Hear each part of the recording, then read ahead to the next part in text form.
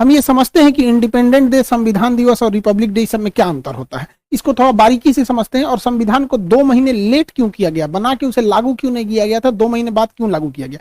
देखिए 15 अगस्त 1947 को हम आजाद हो गए, हम अंग्रेजों से आजाद हो गए। हालांकि उस समय भी हमारे ऊपर फ्रांस का कब्जा था और पुर्तगालियों का कब्जा था। तो वो लोग पुर्तगाली फाइनली 1961 में गए हैं सब, गोवा को आजाद करके, सबसे बाद में गोवा आजाद हुआ है।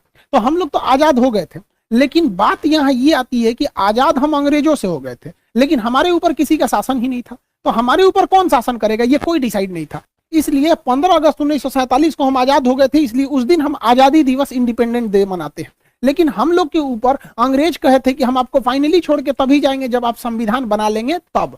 तो हम लोग संविधान 1946 से 1949 के बीच में बनाए, जो फाइनली बन के तैयार हुआ 26 नवंबर 1949 को। इसलिए 26 नवंबर 1949 को हम कहते हैं संविधान दिवस। तो आजाद हो गए, संविधान हो गया यहाँ पे। लेकिन जब तक ये संविधान लागू नहीं हो जाता, हम कैसे कहेंगे हमारे ऊपर किसका शासन चल रहा है। रियलिटी में देखिएगा हमारे ऊपर किसका शासन है, संविधान का।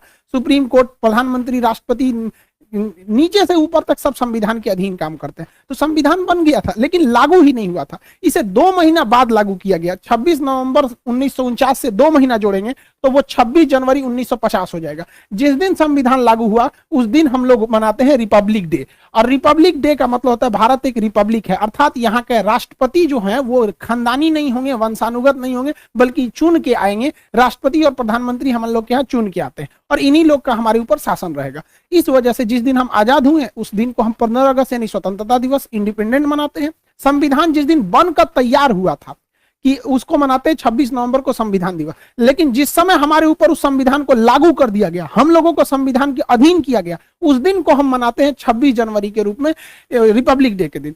यह हम टोटल मैटर ये समझिए कि इसे 2 महीना लेट क्यों किया गया था, ये समझना है। तो अब हम इतिहास में चलते हैं, क्यों इतना लेट हुआ था। एक्चुअली जब द्वितीय विश्व युद्ध चल रहा था तो उस समय इंग्लैंड को बहुत ज्यादा क्षति हुई थी। जर्मनी ने धो दिया था, लंदन पर 15 दिन 15 रात बिना रुके बम गिराया था। तो इंग्लैंड की जनता जो थी युद्ध से पूरी तरह त्रस्त थी।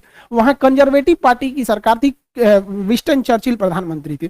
उसी समय विपक्ष में जो थे लेबर पार्टी की थी, जिसके नेता थे क्लीमेंट एटली। तो क्लीमेंट एटली ने कहा था कि अगर हमारी सरकार आएगी तो हम भारत को स्वतंत्र कर देंगे। तो भारतीयों ने भी उनका समर्थन किया था और क्लीमेंट एटली की जब सरकार बनी तो वो भारतीयों को स्वतंत्र करने के पक्ष में आ गए। उन्होंने अपने 3 कैबिनेट मंत्री, आप देखते होंगे भारत में भी कैबिनेट मंत्री होते हैं, जैसे रक्षा क्षेत्र के कैबिनेट मंत्री राजनाथ सिंह है, विदेश मंत्रालय के कैबिनेट मंत्री एस जयशंकर साहब है। तो अलग अलग कैबिनेट मंत्री होते हैं। तो उन्होंने अपने 3 कैबिनेट मंत्रियों को भारत भेजा, जिसको 1946 में वो भारत आए थे, जिस वजह से इसे कहा गया कैबिनेट मिशन। अब ये कैबिनेट मिशन जो था इसमें 3 सदस्य थे। एक का नाम था क्रिप्स, अलेक्जेंडर और लॉरेंस। ये ट्रिक याद रखिएगा, एग्जाम में पूछता है।